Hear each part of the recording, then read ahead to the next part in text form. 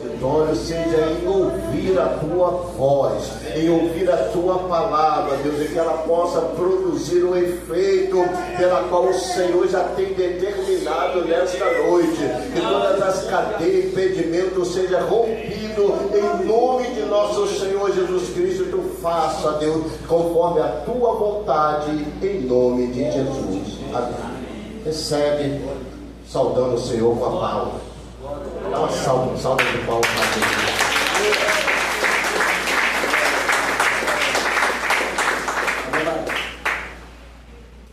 Amados, quero saudar mais uma vez os amados irmãos com a paz do Senhor, amém? Amém. Sem mais delongas, peço aos amados irmãos possam abrir suas Bíblias. Atos dos Apóstolos, capítulo 17, versículo 30 e 31. Mais um, por favor, Davi. Glória. Desde já quero agradecer a Deus, mais a oportunidade de estar em sua casa e por nessa noite estar incumbido desta grandiosa responsabilidade que é ministrar a sua palavra na revelação do seu Espírito, amém? Quantos acharam, diga amém? Amém. Vamos ler. Mas Deus, não tendo em conta os tempos da ignorância, anuncia agora a todos os homens, em todo lugar, que se arrependam, porquanto tem determinado um dia em que com justiça há de julgar o mundo, por meio do varão que destinou, e disso deu certeza a todos, ressuscitando dos mortos. Amém? Podemos assentar por gentileza. Amém. Amados, estamos diante de uma grandiosa palavra e nós vemos o cuidado de Deus para com os seus servos, utilizando para um propósito. Aqui nós vemos o evangelista e o doutor Lucas, ao escrever o livro de Atos dos Apóstolos, que é tratado como o livro da propagação do Evangelho.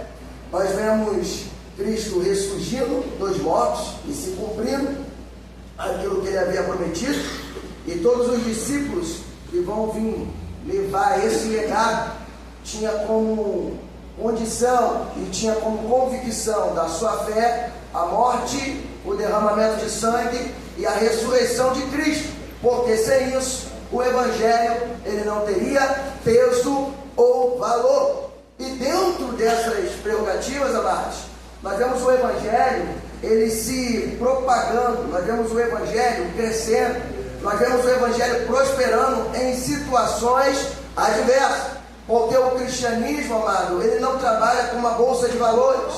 O cristianismo ele não trabalha com uma política que depende, às vezes, do dólar, depende do valor da moeda, depende de como está o mercado, porque se o mercado estiver ruim, tudo dá ruim. O Evangelho não. O Evangelho ele trabalha na contramão da inteligência humana. Por isso que o Evangelho é tratado de loucura, porque quando nós olhamos com o olhar normal, as coisas podem dar errada, os problemas podem surgir, as guerras podem crescer, os enfermos vão aparecer, mas o Evangelho não depende do homem e nem da circunstância. O Evangelho ele sempre dependerá de Deus. E é o seu Espírito que guia, é o seu Espírito que move, é o seu Espírito que impulsiona, é o seu Espírito que capacita, é o seu Espírito que nos motiva, é o seu Espírito que nos renova, é o seu Espírito que nos fortalece, é o seu Espírito que abre a porta do entendimento e que nos dá autoridade e convicção para que amados, para pregar, para anunciar, para dizermos neste mundo que há um Deus que tudo pode, que há um Deus que tudo vê, que há um Deus que tudo domina, que há um Deus que tudo opera, que há um Deus que age pela sua grandiosa misericórdia e a vontade. Então, quando nós olhamos a Bíblia, amados, e nós enxergamos este culto é tratado de culto de missão. E o que é missão, amados? Refere-se ao envio de pessoas, sejam elas divinas ou humanas, para cumprir um propósito específico, geralmente relacionado à vontade de Deus. Então, quando nós estamos aqui, amados, nós temos consciência de que nós estamos aqui não por acaso e nem por coincidência. Nós estamos aqui porque uma vontade se cumpriu em nossas vidas. E qual foi a vontade, amados? De Deus.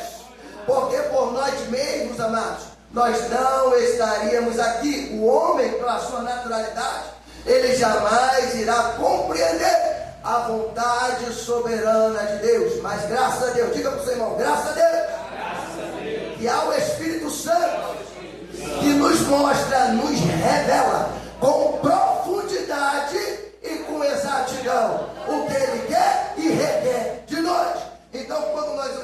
palavra missão, essa palavra vem do latim missio, que significa enviar. A igreja possui uma tríplice missão. Quais são elas? Pregação do Evangelho, Marcos capítulo 16, versículo 15, Atos 1:8.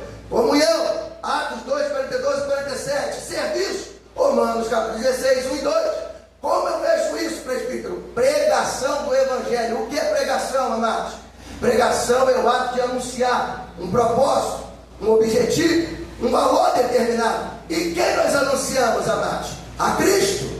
Então, quando nós falamos de pregação, amados, as pessoas sempre focam, eu tenho que falar para que aqueles que não alcançaram Jesus me ouçam. Mas deixa eu dizer uma coisa: Deus é Deus de protocolos. E o que eu quero dizer com isso, amados?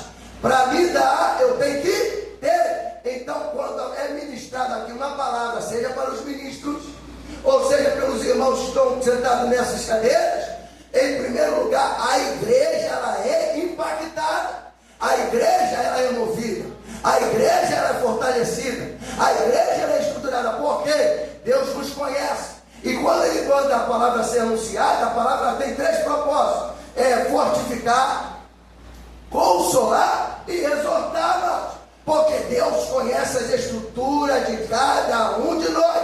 Então, por pior que nós estejamos no nosso aspecto físico, mental, psicológico ou espiritual, amados, quando nós entramos aqui é o lugar de socorro pronto.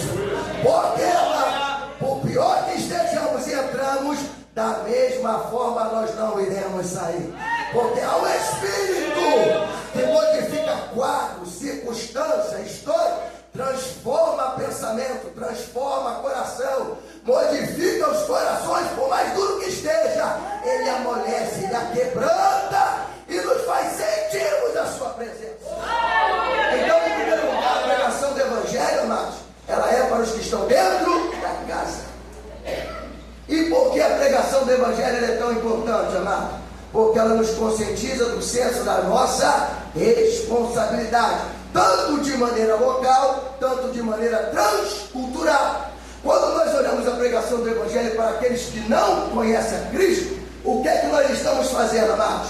Nós estamos levando ao conhecimento aqueles que estão em caminho de ignorância, porque o mundo anda com seus olhos fechados pela incredulidade, pelas ações do inimigo e por tantas coisas que estão à sua volta. Mas essa palavra, amado, uma vez que ela entra dentro do nosso coração e começa a trabalhar no nosso intelecto, ela faz com que as escamas dos nossos olhos ela caiam por terra. Porque nós começamos a entender qual é o centro, qual é a perfeita, boa e agradável vontade de Deus. Então, por mais que uma vida entre aqui e esteja oprimido por demônios, enfermos pelo pecado, ou paralítico porque não consegue se mover, pautado de tantas maledicências, quando ela ouve essa palavra, e sendo que essa palavra ela tem poder, ela impacta o coração daqueles que estão ouvindo. Aí você vê um chorando, aí você vê um gritando, aí você vê um pulando, aí você vê alguém agitado, aí você vê alguém correndo aqui no púlpito e prostrando o seu joelho, porque essa palavra ela tem poder, e aonde ela entra, ela mete com a estrutura. Oh, aleluia! Então, quando essa palavra ela é proferida, amados, oh, aleluia, essa palavra há uma essência dentro dela. Você pode dizer graças a Deus? Então, quando essa palavra ela é proferida, amados, você sente dentro do seu coração algo especial, sim ou não? Então, quando você sente, é algo que nos move de uma tal forma que o nosso coração ele começa a ser trabalhado, as nossas veias, o nosso corpo ele fica enérgico, ele se agita, porque ao mover algo sobrenatural, há algo que nos move e nos impulsiona. A segunda missão da igreja, amados, é a comunhão, porque Deus não é Deus de divisão. Diga para o seu irmão, Deus não é Deus de divisão. E por que Deus não é Deus de divisão? Porque o reino dividido não subsiste, amados. É por isso que o Evangelho é pautado por uma só visão, por um só amor e por um só propósito. Não tem esse negócio, eu puxo para a direita, outro puxa para a esquerda, outro puxa para trás e outro está querendo ir sozinho. Não, é todos no mesmo caminhar, é todos na mesma direção.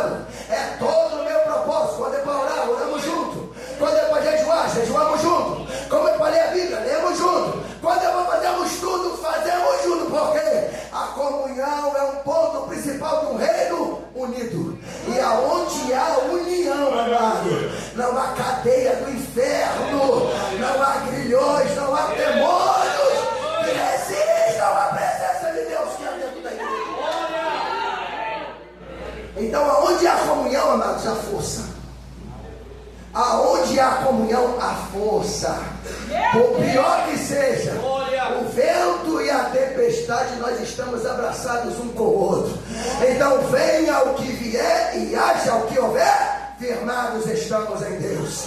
E demonstramos isso, amados, através das nossas atitudes, compartilhando e ajudando um ao outro. Agora, a terceira parte, o serviço. O que Deus nos dá, amados, não é só para nós tornarmos individual, ou seja, as bênçãos do Senhor, ela nos abençoa, mas ao mesmo tempo, amados, nós colaboramos para aqueles que estão à nossa volta. Em Romanos capítulo 16, nós vamos ver a diaconisa Febe recebendo Paulo e cuidando dele e ajudando ele na sua necessidade. Aí você vê a igreja atuando nos trabalhos sociais. Aí você vê a igreja às vezes levando alimentos para aqueles que estão necessitados. Como aqui acontece, às vezes já pagar até aluguel para aqueles que não têm condições de pagar, comprar um remédio para aquele que necessita. Por quê, amados? Nós somos seres que vivemos debaixo de uma comunidade. Então, quem trabalha dentro de uma comunidade, o serviço faz parte. E o serviço também, amados, é uma forma de nós agradecermos a Deus por tudo que Ele tem feito por nós. E demonstrar a Ele: Senhor, eu não sou olho grande. Senhor, eu não sou individualista. Senhor, eu não sou ignorante, mas pelo contrário, o teu amor que tu me deste, eu compartilho com o meu próximo. E o cuidado é uma demonstração de amor. Então nós temos essas três características. E dentro aqui, amado, nós vamos ver o apóstolo Paulo. Porque o apóstolo Paulo, dentro da pregação, o apóstolo Paulo, Deus vai utilizá-lo como quê? Como um apóstolo. Qual é o significado da palavra apóstolo? Enviado de Deus aos homens. E para que ele foi chamado? Ele foi um homem incumbido por Deus, do ano 47 ao ano 57, amados, durante 10 anos, desbravar os trabalhos missionários, fazer com que o evangelho saísse de dentro de Jerusalém e atingisse naquela época a Ásia Menor, a Europa, o todo o Oriente Médio, amados. O apóstolo Paulo, ele é incumbido por Deus e ele não olha para dificuldades, porque o seu apostolado passou por sérias reprovações pelos seus próprios irmãos em Cristo, e Paulo vai ter que trabalhar mais do que outros para provar que o que ele recebeu de Deus foi de Deus, e não foi do homem, foi de Deus a graça, a unção, o poder e a capacidade. Só que Paulo, amados, ele não vai se deixar se levar por aqueles que se levantaram contra o seu ministério. Paulo não vai se deixar se levar pelos judeus que tinham ele como traidor, porque ele largou o judaísmo para aderir ao cristianismo. Paulo também não vai deixar se levar pelo Império de Roma, que dominava aquela época. Paulo era alguém conduzido pelo Espírito Santo. O que é que eu quero dizer nessa noite, amados? Deus com cada um, Deus tem propósitos. Deus com cada um, Deus tem chamada. Deixa eu dizer uma coisa: chamada é algo pessoal e individual de cada um, amados. O que Deus tem comigo é diferente do que Deus tem com o prefeito Alex. O que Deus tem com o prefeito Alex é diferente do que ele tem com o prefeito Antônio Carlos. E assim com cada ministro. E assim com cada irmão que está aqui. E de acordo com a chamada, o peso da cruz é diferente.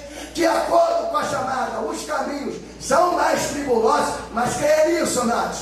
O Deus que chama, ele não chama para envergonhar. O Deus que chama é o Deus que envia, é o Deus que capacita e é o Deus que garantirá aonde tu colocar a planta dos teus pés.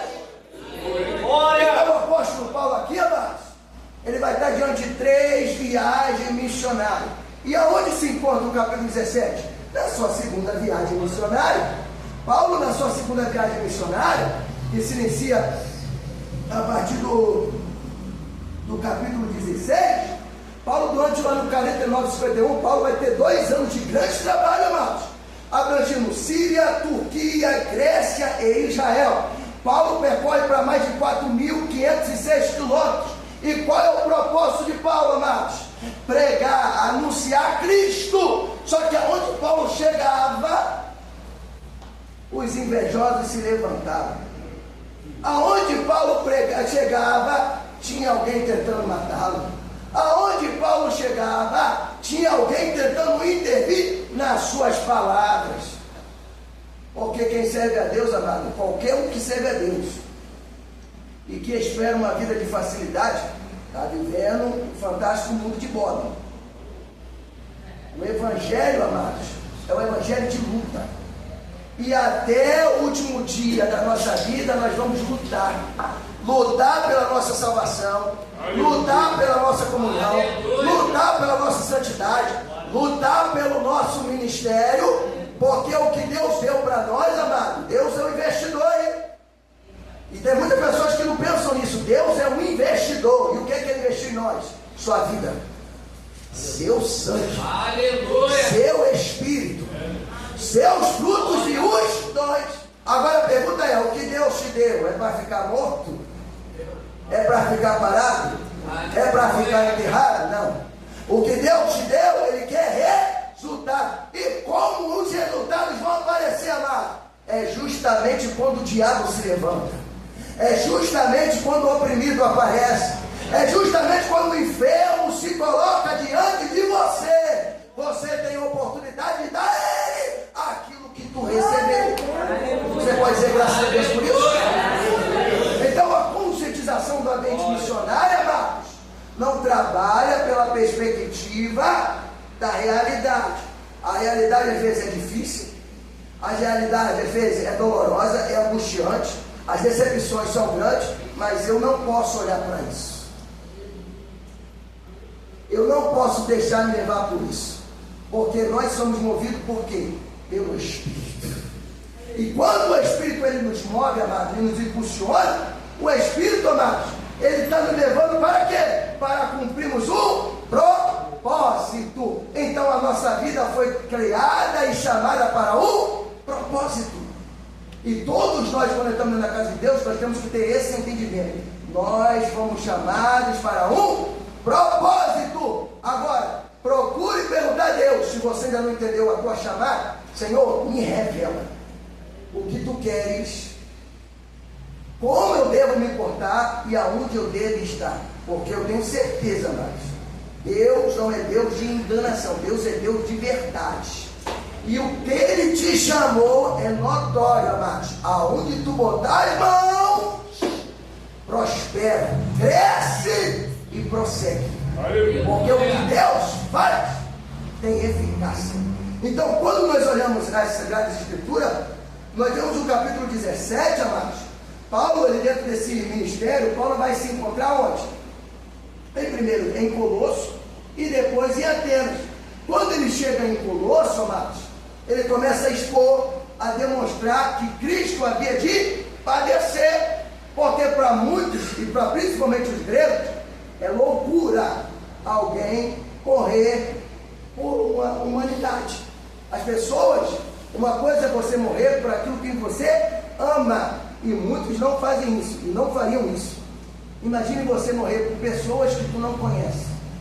Os gregos, entender isso, era tratado como loucura. Mas Paulo, ele não se detém com isso. Paulo, ele vai pregar o seguinte, verso 3: expondo e demonstrando que convinha que Cristo padecesse e ressuscitasse dos mortos, e este Jesus que vos anuncio, dizia: Ele é o Cristo. Aleluia. Perceba que Paulo, no seu discurso, Paulo ele está falando da palavra de Deus. E por que eu falo isso, amados?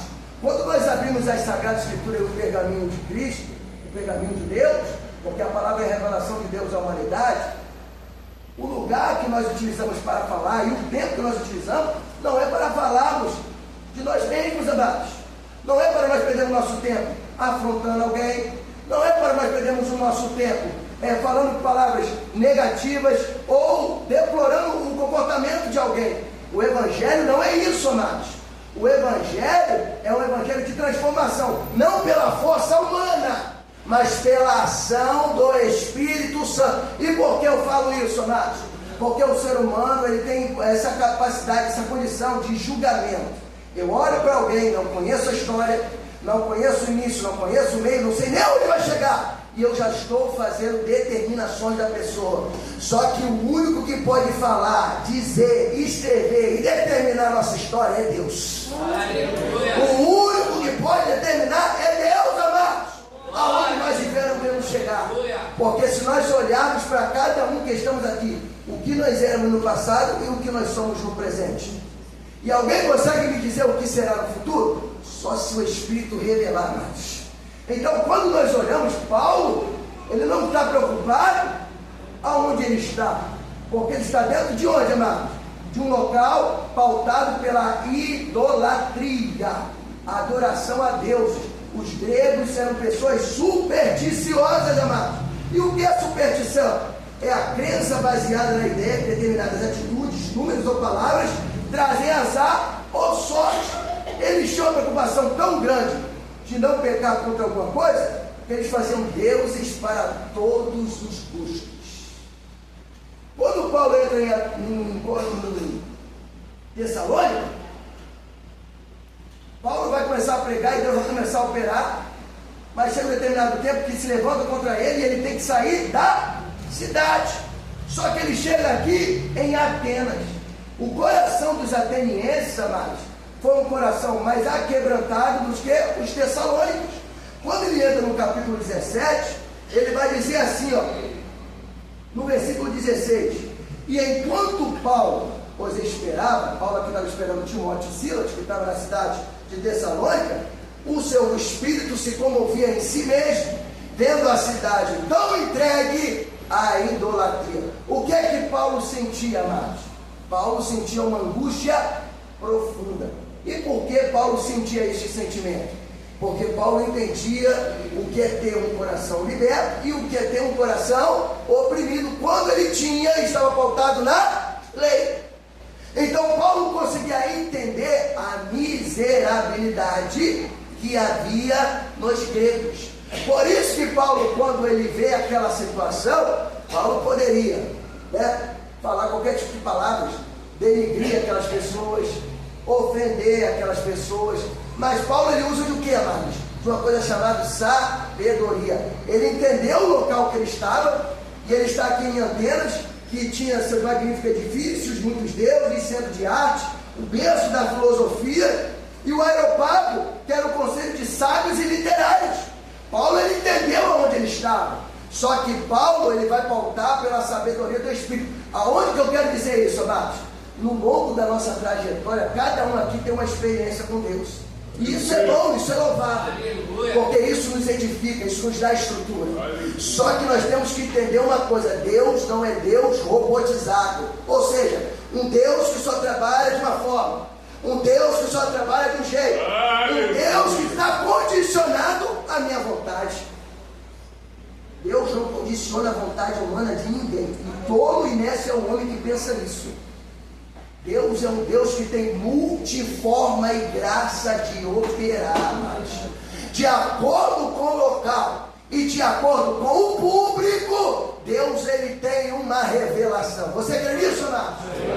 Então, quando você entrar dentro de um local, seja no trabalho, seja dentro de um lar, seja na sua família, seja no shopping, seja na faculdade, peça a direção de Deus. Não faça só pela tua vontade humana, amados, porque você pode quebrar a cara e você pode se dar mal. A vontade humana eu só vejo o que está nos meus limites, mas quando eu me ligo ao mundo sobrenatural, aí Deus começa a me mostrar aquilo que eu não consigo enxergar com os meus olhos naturais, amados. Então Paulo ele vai se comover e se angustiar. E aonde Paulo vai ir? Paulo vai ir para um lugar de destaque. A pergunta é: Paulo estava procurando outdoor no sentido de se promover a si mesmo? Não, mas não tem como, amados, e eu quero frisar isso aqui bem, não tem como um seguidor de Cristo ficar no local escondido, sem visibilidade. Se você pensa isso, pode modificar o teu pensamento, porque você está com o pensamento errado. Quem segue a Cristo sempre estará em lugar de destaque, ou para reprovação, ou para aprovação. Paulo ele olhou a situação e Paulo não se intimida, porque quem serve a Deus, amados, tem que ter coragem e ousadia. Coragem não é no sentido de agredir alguém, coragem não é no sentido de ofender alguém, ou de desrespeitar rejeitar alguma pessoa, não. Coragem no sentido de entender sua chamada, a unção que está sobre a sua vida. Aleluia. E o propósito para o que foi chamado, ousadia, para abrir o pergaminho e esmiuçar aquilo que Deus quer falar. Aleluia. Então Paulo, quando ele entende isso, Paulo ele vai para onde? Para o lugar de destaque, porque o cristão ele foi chamado para se destacar. Me prova isso dentro da Bíblia. Você foi chamado luz do mundo e sal da terra. É uma evidência maior que essa? Agora, o destaque aqui, amados, não é para mim, para o meu enriquecimento. E também não é para que eu seja melhor do que os outros, não. É para que a presença de Deus, ela brilhe, ela resplandeça, ela seja glorificada em minha vida. Então, amados, quem serve a Deus tem que estar preparado para as oportunidades. Você tem se preparado para as oportunidades? Aleluia! Porque aqui é a nossa igreja, amados. Aqui ninguém pode dizer que não tem preparo, que não tem estudo, que não tem ensino. Se alguém não se dedica, é pela sua própria incompetência ou sua falta de responsabilidade. Aqui é um ministério que preza pela palavra e pelo ensinamento. E por que eu digo isso, amados? Porque nós dedicamos nosso tempo a tantas coisas, mas nós não podemos deixar de dedicar isso aqui, ó. Palavra, glória a Deus, oração e jejum. Quem anda preparado é utilizado pelo Espírito para ser um canal de bênção. Então não há desculpa para o despreparado. Amém? Posso ouvir um amém? Amém. Quando Paulo ele está diante dessas situações, Paulo ele vai ver o versículo 17, de sorte que disputavam na sinagoga com os judeus e religiosos, que todo dia na praça os que se apresentavam. Quem eram esses judeus e esses religiosos? Eram aquelas pessoas que estavam ali para simplesmente demonstrar o seu conhecimento, simplesmente trazer para si honras, privilégios e glorificação. Mas e Paulo?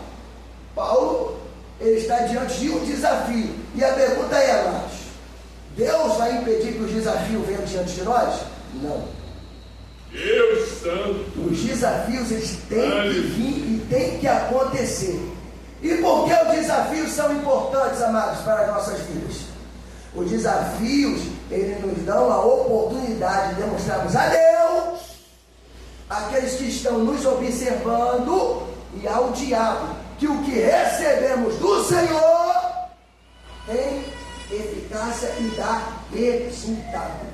Aleluia. Você pode agradecer a Deus por isso? Glória a Deus. Então, quando você é comissionado para uma oportunidade, como a irmã Maria e a irmã Ruth teve aqui, ela estava diante de um público. E o público apresentou os seus argumentos. E o mundo tem argumento, amados, para dar, vender e emprestar. E até para enganar os que são escolhidos, porque nele está o diabo, que mente, que rouba, que ilude, que engana. Mas o meu papel, eu sou um instrumento de Deus. Em quem eu estou pautado? Quem é que me impulsiona? E quem é que me dirige? É o Espírito Santo. O Espírito Santo está na sua vida, amados? O Espírito Santo de Deus está com você? Está com nós? Então eu não tenho por que me intimidar. Então Paulo, quando ele enxerga isso, o que é que Paulo vai dizer? E alguns dos filósofos epicureus e estoicos contendiam com ele. Uns diziam: quem quer dizer este paroleiro? Esse paroleiro, uma das palavras que nós podemos identificar como sinônimos, ou seja, possuindo significado, quem é esse tagarela? O que é que ele está falando? O que é que ele está apresentando? Porque o mundo, amados, por mais que às vezes ele deprecie o Evangelho, por não concordar com as nossas práticas, mas ao mesmo tempo eles têm desejo, uma sede insaciável. Há um vazio, amado, dentro do nosso ser, que hoje não tem mais, porque o Espírito Santo preenche, mas que na vida deles só vai ser preenchido por completo, só com a ação do Espírito. A bebida não tira, o cigarro não tira, as drogas não tira, a prostituição não tira, o adultério não tira, porque é um local que só o Espírito pode preencher. Glória. Então Paulo, ele vai ver aqui, e outros parece que é pregador de deuses estranhos, porque lhes anunciava Jesus e a ressurreição. Por que eu foco nisso aqui, amado? Jesus, ele não é apenas a centralidade da Bíblia. Centralidade quer dizer o tema central ou o tema mais importante. Jesus é a totalidade das Sagradas Escrituras. O que é que você quer dizer com isso, presbítero? Da maneira mais simples.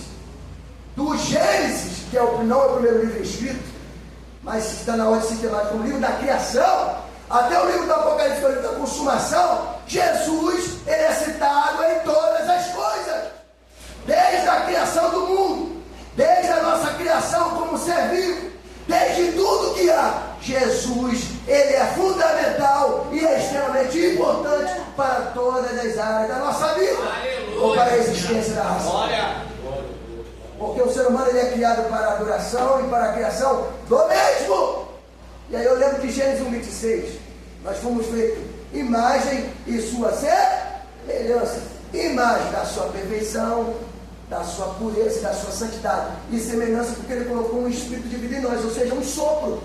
Então o que Paulo está anunciando é que este ser que ele está pregando não é como um político que lutou, que morreu e que não alcançou o seu propósito. Esse não, mas o que Paulo está dizendo para eles é que esse que está apresentando, ele está acima de tudo e de todos. A morte não conseguiu vencê-lo, a cruz não conseguiu vencê-lo, e nem o diabo conseguiu enterrar aquilo que foi determinado por Deus o Pai. O que Paulo está dizendo é que este ser que é digno de toda honra, de toda glória e de toda adoração, ele vive, ele reina, ele é real, e ele está sobre a igreja. Aleluia. E que quem crê nele sente a sua presença. Paulo aqui ele está sendo bem enfático em mostrar que Jesus, ele transcende, ou seja, ele está acima de tudo e de todos. Então o que ele prega diante dos atenienses é esses deuses que vocês fizeram mitologia. E aqui ele vai pegar, para nós fecharmos essa mensagem, ele pega a própria superstição, porque Paulo, uma das coisas que eu quero focar aqui, da multiforme graça, Paulo ele poderia muito bem pregar contra a idolatria naquele meio, poderia ou não?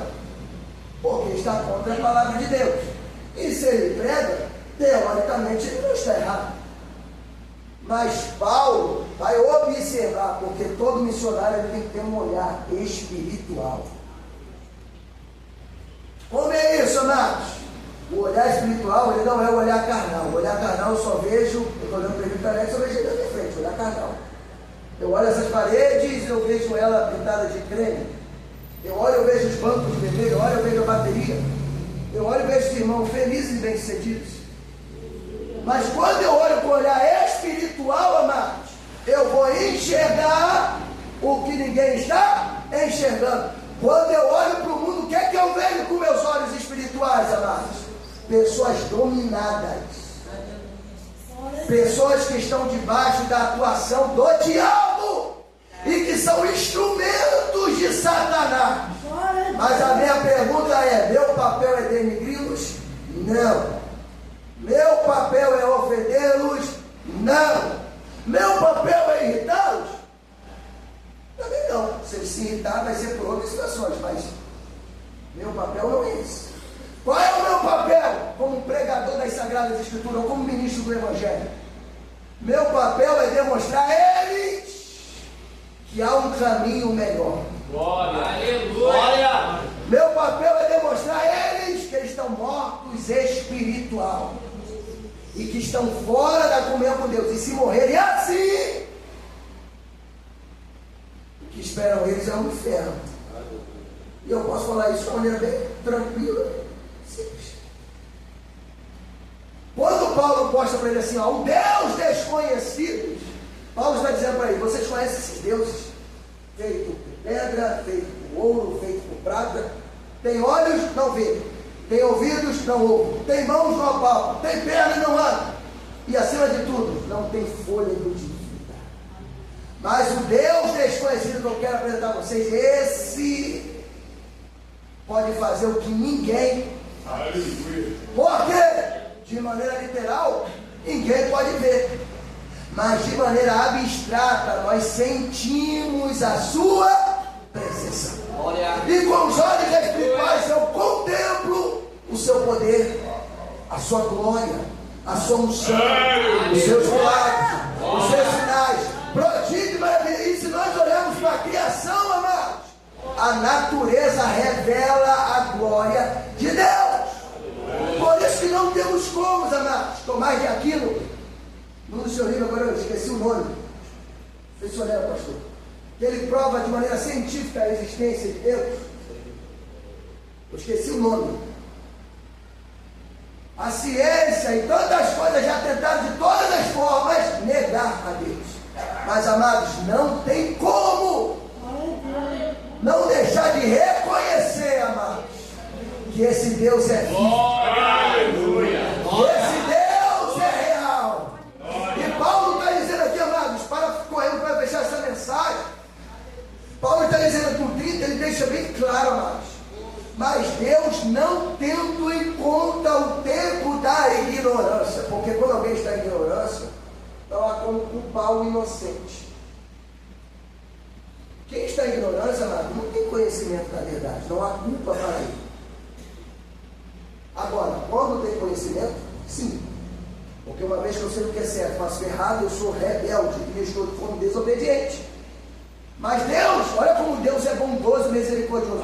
E qual é a diferença da graça para a lei? A lei era olho por olho, dente por dente. Se tu roubasse, tu ia se dar mal. Se tu matasse, tu ia receber da mesma forma. Mas na graça, você vê a pessoa na pior condição. E às vezes para a sociedade não tem mais jeito. Mas coloca ele diante de Deus. Coloca ele diante do altar do Senhor. E ministra sobre ele a unção que Deus colocou em tuas mãos. Para tu ver se os demônios não batem em retirada. O caráter é transformado. E você vê mudança de vida. Glória a Deus. Glória a Deus. Porque ele está sendo iluminado no seu estágio de ignorância.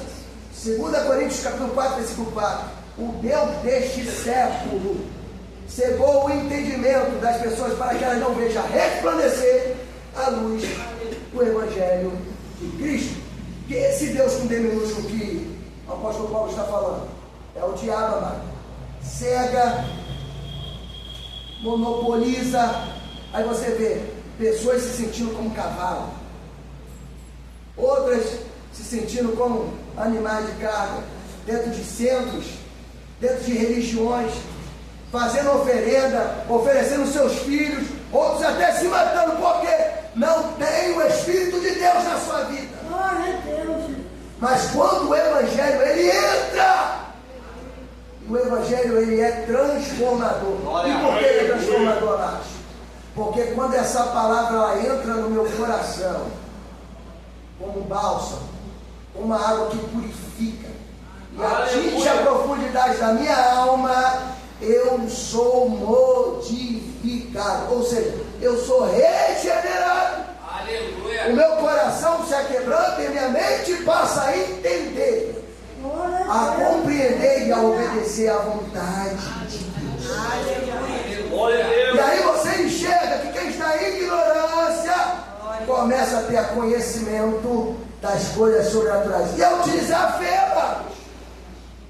Porque a fé ela é o elo entre a incapacidade humana e a onipotência divina de Deus, como diz Maia Pilman. A fé, amados, ela te faz crer no que é sobrenatural e a dizer que o impossível pode se transformar em possibilidade. Os escritores hebreus vão dizer assim: ora, sem fé é impossível agradar a Deus, porque todo aquele que se aproxima de Deus é necessário que creia que Ele é fiel e galardoador daqueles que o temem ou buscam.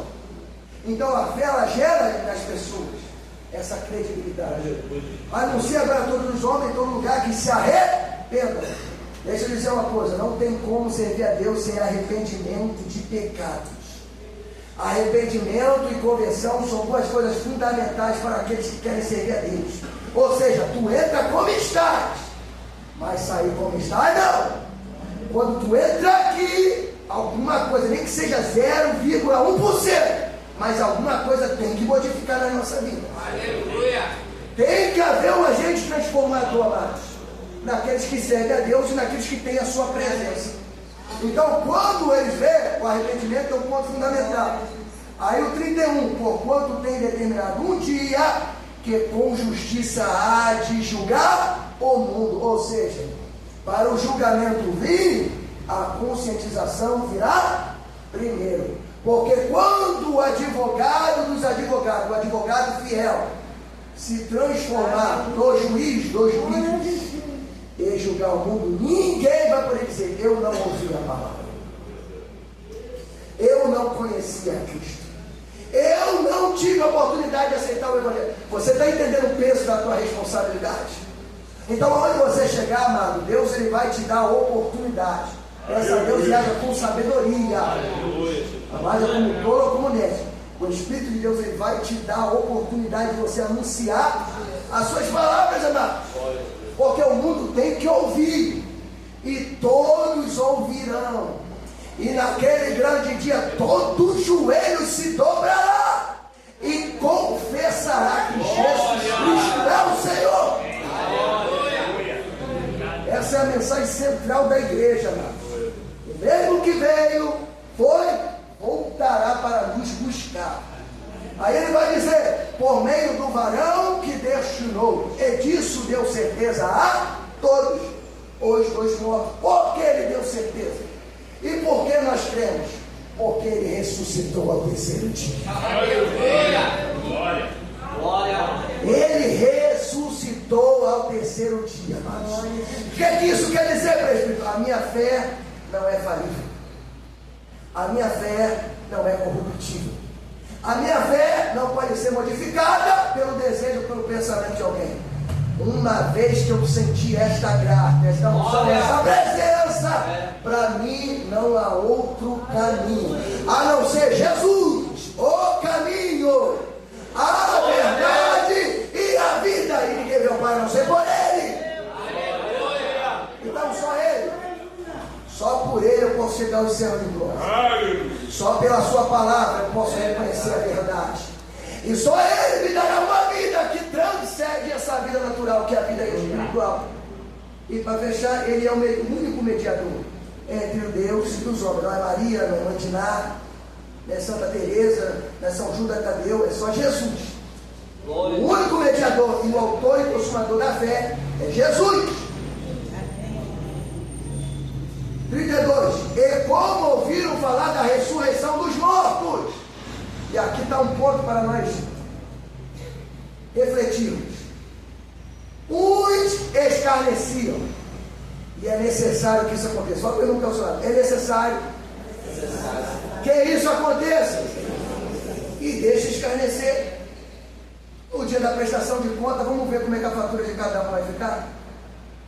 Deixa escarnecer. Tem os escarnecedores, amados. Qual é a função do escarnecedor? É ouvir a verdade, mas não se submete à verdade. Trata a verdade como algo formal, como algo comum, como algo que não tem grande valia. Só que no grande dia, na prestação de conta, quando ele vê o resultado das suas obras, aí para ele só haverá o quê? Choro, bramido e ranger de dentes. Sofrimento e tormento eterno. Esse é o público. E outros diziam: acerca disso te ouviremos outra vez. Aí somos nós. Você pode dizer graças a Deus? Nós somos aqueles que ouvimos e gostamos tanto que estamos aqui nos cultos, nas orações, nos propósitos, lendo a Bíblia e cada dia impulsionando. Glória! Às vezes você vê um irmão pregando, às vezes 2, 3 na mesma semana, pregando no mesmo texto. Quem lembra que tem uma nascimento de Deus que pregava muito? Era Penina, Jacó, Abraão e Davi. Elias, Aí sempre tem aquele irmão, pô, mas sempre a mesma mensagem. Deixa eu te falar uma coisa, amados. O texto pode ser até o mesmo, a mensagem nunca será. Aleluia. E por quê, amados? Eu posso aqui, todo ministério para pegar o mesmo texto, mas eu tenho certeza de uma coisa: que cada um que está aqui, de uma forma, de um jeito ou de outro, o Espírito de Deus dará uma revelação a cada um. Aleluia. Porque o Evangelho não é pregado por meritocracia. Não é porque eu sou mais famoso, porque eu sou mais bonito ou mais inteligente. O Evangelho é pregado, e cada um aqui é um instrumento do Espírito. Então o Espírito utiliza presbítero Neto, utiliza presbítero Dona Carlos, presbítero Marco, pastor Florentino, pastor William, pastor Reginaldo, pastor Ed, presbítero Sérgio, presbítero Flávio, de uma forma diferente cada um. E é isso que nos torna a enxergarmos essa diversidade de dons, amados. Essa diversidade de características, essa diversidade de talentos, amados. Então, quando você vê um irmão sendo utilizado para diferente de você, não abre a boca para murmurar, não abre a boca para criticar. Sexta-feira, o presbítero Sérgio estava aqui ministrando e trouxe uma palavra revelada por Deus. Como fomos impactados pelo milagre de Cristo? Pelas suas anunciações, pelas suas maravilhas. E hoje eu estou aqui, quarta-feira estará outro, na consagração estará outro. Glória. Da mesma forma que eu estou aqui, você também pode estar aqui. E quando subir aqui, quando eu subir este microfone, amado, tenha certeza, você é um canal. Você é um instrumento para que a vontade de Deus se manifeste. Para fechar. E assim saiu Paulo, saiu do meio deles. Todavia, olha o resultado da mensagem. Toda mensagem tem resultado, mas agora o resultado às vezes é na hora, ou seja, automático, ou pode demorar algum tempo. Mas não se preocupe não, você só é o pregador. Glória. Deixa que o Espírito convence do pecado, da justiça e do juízo. Ele sabe a hora e o momento de trabalhar. Você só é o pregador, nada mais do que isso. Não queira assumir um papel que não é seu, ou que não é nosso. Deixa que o Espírito convence. Só prega e faz a tua parte. Todavia, chegando alguns varões a ele, crerão, porque não tem como aceitar Cristo sem crer nele. A fé é fundamental. Entre os quais estava Dionísio, o Areopagita, é uma mulher por nome de Damares, e com ele outros. Nessa noite, nós estamos aqui, nós não cremos? Aleluia. Nós não ouvimos, nós não aceitamos, nós não confessamos. Aleluia. E o mesmo Deus que nos trouxe para os seus caminhos, para a sua maravilhosa graça, para a sua maravilhosa luz, amados, Ele trará outros. Então, qual é o nosso papel nessa noite? É o papel de Paulo: pregar, anunciar, entregar o rolo que Deus colocou em nossas mãos. E deixa que o que for de Deus e do seu Espírito, Ele fará pelas nossas vidas. Você pode dizer amém, amados? Amém. Você crê nessa palavra? Glória a Deus. Então faça a sua parte e Deus fará a sua. Amém, amados? Ele já dá essa oportunidade em nome de Jesus.